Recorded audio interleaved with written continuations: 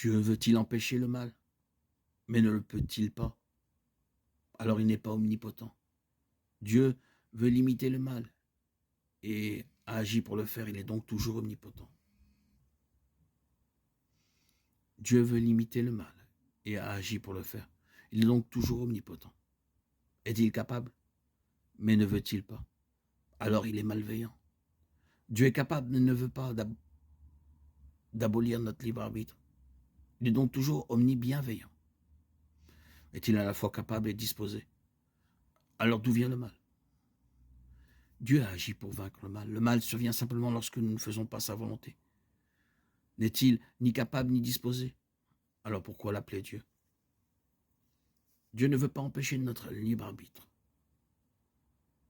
Votre désapprobation ne fait pas de lui un Dieu moins puissant.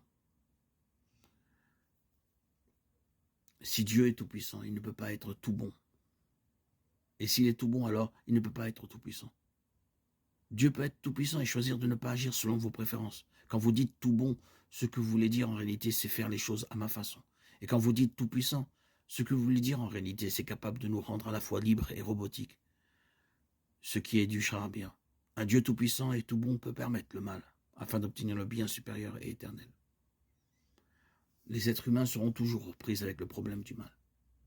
La théodicée n'est pas une tentative de rendre Dieu aussi acceptable que possible. En fait, c'est le contraire qui est vrai. Une théodicée vraiment rationnelle doit commencer par admettre que notre aversion pour quelque chose ne le rend pas faux.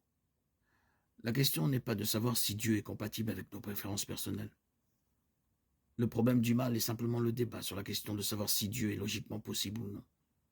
La théodicée, prenant toute logique et les preuves ensemble, dit clairement qu'il l'est, que nous l'aimions ou non.